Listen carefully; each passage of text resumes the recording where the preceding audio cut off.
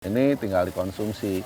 Nah ini biasanya dari daging-daging dari infak, sodako, atau misalnya ada yang akikah, ya ini dibagi-bagi sehingga distribusi ke daerah-daerah kita sampai ke pelosok, karena banyak juga orang kita ya, saudara-saudara kita yang membutuhkan tapi berada di pelosok.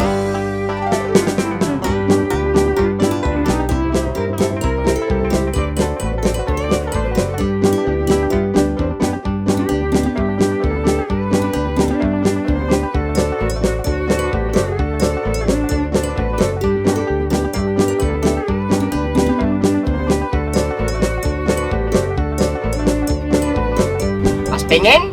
Pas ana. Orang halal? Orang kepenak. Bisa. Sebenarnya awake dhewe mene penawa apa sih? Nih Mas Eko. Mas Eko pernah nggak nyobain ini? Penasaran nggak rasanya gimana? Ya iyalah. Ya makanya sekarang kita cobain. Oke tuh. Aku mau minta tolong masakin ini boleh? Boleh. Ditunggu sebentar ya, Kak. Makasih Mas.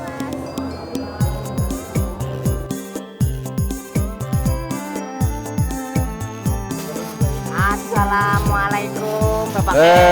Waalaikumsalam warahmatullahi. Yuk, ada apa lagi? Kemarin bukannya udah nih. Ya, gimana nih? Ngapunten Bapak kayak nyong kelalen. Oh, aduh, apa nih? Apa nih?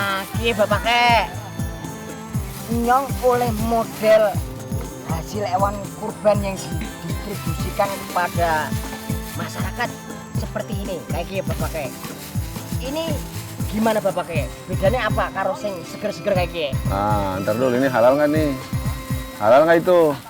Ada cap dari Majelis Ulama Indonesia Bapak kayak. Itu berarti halal itu. Sudah terjamin, kan? Sudah terjamin. Itu penting pertama pertanyaannya. Terus yang kedua apa yang mau ditanyakannya? Nah, model seperti ini tuh gimana Bapak kayak? Dan bedanya apa kalau dengan model yang seger-seger kayak gini nih Bapak? Ya, jadi gini, ini coba lihat ya. Ini kan super kurban ya dari rumah zakat. Ini kan awalnya adalah kurban dari zakat ya, dan dikumpulkan atau dari infak sodako ya. Baru kemudian diolah, karena pendistribusian Indonesia itu kan luas ya. Ada pulau-pulau, kemudian juga transportasinya lama. Kalau didistribusikan dengan begini cepat rusak. Iya kan? Nah, ini cepat rusak. Nah, makanya diolah dulu. Bahkan ini kalau nggak salah sudah diolah juga sudah pakai ini sudah siap olah, ini sudah pakai bumbu-bumbu juga, ini sudah pakai penguat rasa, tinggal dihangatkan. Ini tinggal dikonsumsi. Nah, ini biasanya dari daging-daging dari infak, sodako, atau misalnya ada yang akikah, ya ini dibagi-bagi sehingga distribusi ke daerah-daerah kita sampai ke pelosok, karena banyak juga orang kita ya, saudara-saudara kita yang membutuhkan tapi berada di pelosok, yang di sana juga kurbannya kurang, jadi kita distribusi. Jadi supaya tidak numpuk di satu daerah daging itu, tapi di satu daerah nggak ada yang berkurban atau nggak, jadi kan nggak kebagian daging. Nah, tapi kalau didistribusikan segar ini nggak bisa, makanya pakai pengolahan. Nah, sekarang juga hewan-hewan kurban ini boleh tuh diolah. Majelis Ulama Indonesia sudah mengeluarkan fatwanya untuk situasi COVID-19 ini, hewan kurban, daging korban pun boleh diolah, sehingga nanti di packing, dikirim ke daerah-daerah yang mungkin di sana agak kurang orang berkurbannya, karena kan ekonominya sedang turun gitu ya. Merata menikmatinya Pak. Iya, ini pasti enak, ya kan? Udah nyoba belum? Belum Bapak. Nah, nanti coba deh. Pak, Ya. ini kan sekarang kok gara-gara pandemi ini kita jadi nggak bisa datang langsung. Betul. Kita mendistribusikannya pasti harus ada datanya kan. Ya. Nah itu gimana cara tahu kriteria yang berhak untuk mendapatkan daging-daging ini? Ini pertanyaannya Puas gue Bapak kayak. dan susah dijawab. Ya, saya Gimana jawab. coba nyari data? Nyari datanya kan susah dijawab, karena begini. Sekarang ini kan kalau untuk hewan kurban itu kan ya diutamakan bagi orang yang fakir, miskin, duafa ya. dan juga yatim itu diutamakan. Tapi bukan berarti yang lain tidak boleh kalau kurban. Boleh, kita juga mencicipi boleh supaya kita merasakan bagaimana istilahnya hewan kurban itu ini kan hari rayanya fakir miskin, mereka harus dapat dulu. Tapi kita juga untuk untuk sama-sama sukacita dengan mereka, kita juga boleh makan. Tapi jangan diambil oleh kita yang banyak, mereka sedikit gitu. Nah, jadi gimana caranya? Ya sudah kita bagi rata, sudah tahu pasti mungkin koordinasi dengan RT setempat, dengan pemerintah daerah setempat, RW.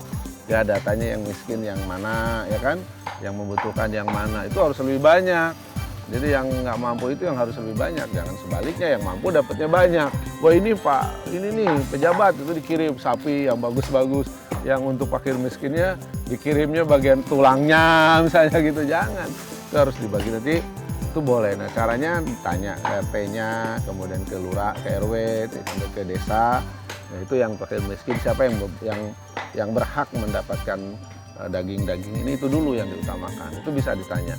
Nah, karena ini kan sifatnya insiden ya, jadi kejadiannya kan tidak, artinya insiden itu hanya dilakukan di hari raya Idul Kurban kan. Nah, lewat hari raya Kurban kan itu namanya infak atau sedekah atau mungkin akikah. Jadi ini nggak menggunakan data yang lengkap seperti tadi, pokoknya tanya ke RT-nya, ke ininya yang miskin siapa, kasih aja gitu ya.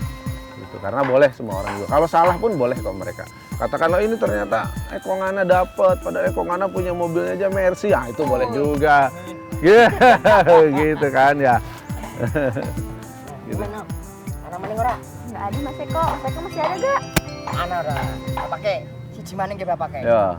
Sebenarnya pesan apa yang ingin disampaikan terutama Bapak ini ya kepada masyarakat tentang semangat berkurban di tengah pandemi ini?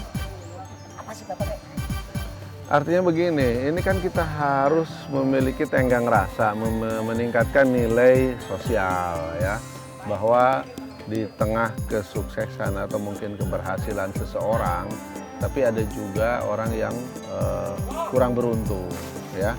Katakanlah dia hanya untuk memakan daging aja dia nggak mampu, hanya bisa makannya di hari raya Kurban saja. Maka kegiatan-kegiatan ini membantu supaya mereka ini juga bersukacita, bisa mengkonsumsi, memakan apa yang juga orang mampu bisa makan gitu.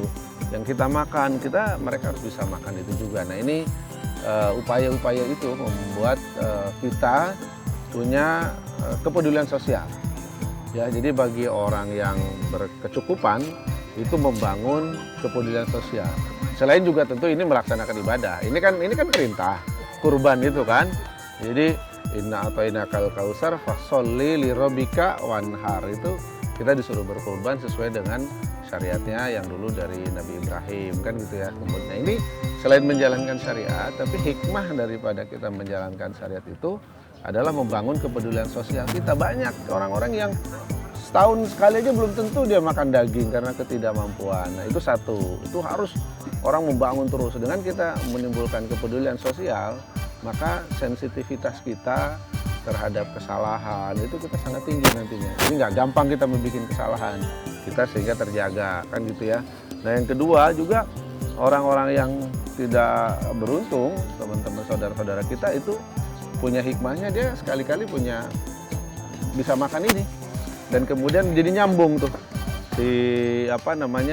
perasaan yang tadi yang mampu, yang berkecukupan dengan yang tidak mampu. Jadi kemudian muncullah persaudaraan ya, ikhwah jadi kayak gitu. Itu yang kita inginkan, itulah namanya persaudaraan ya, setia kawan kalau dalam bahasa Indonesia yang keren ini ya. Gitu. Jadi bisa jadi dikatakan sebagai hari kesetiakawanan. Dulu kita punya program hari kesetiakawanan. Nah, ini kurban ini bisa juga diartikan sebagai hari persatuan umat ya gitu. Dan ini tidak bisa juga tidak hanya untuk orang Islam, dibagikan kepada siapa saja boleh mendapatkan ini. Tidak. Makanya ini membangun kesetiakawanan nasional. Jadi Idul Kurban itu bisa membangun kesetiakawanan nasional ya. Gitu. Jelas durung. Udah, Mas Eko masih ada lagi nggak? Banyak pertanyaannya nih. Maklum Pak, Aduh, Wis di wis. Sayangnya wis no, tapi adong mengko ana maning. Ya meneh maning no. Ya. gampang. Ya pakai matur suwun sangat. Ya, Terima siap. kasih. Makasih, Pak. Sudah banyak merepotkan Bapake. Nah, makasih. Semoga bermanfaat buat kami dan umat. Amin, Semakin amin. dipersatukan. Amin, amin, amin. Ya, siap. Amin, amin. Makasih. Makasih Bapake. Mas pengen Pas anak. orang halal, orang kepenak. Ya, gitu. Ya, makasih. Aduh, ya Allah.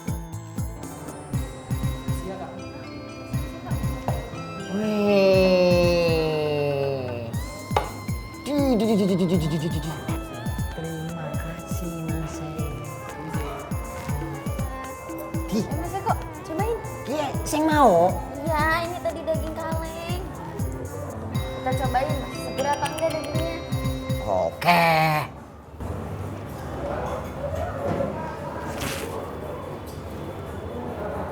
Mas pengen Pas anak. orang halal, Orang kepenak.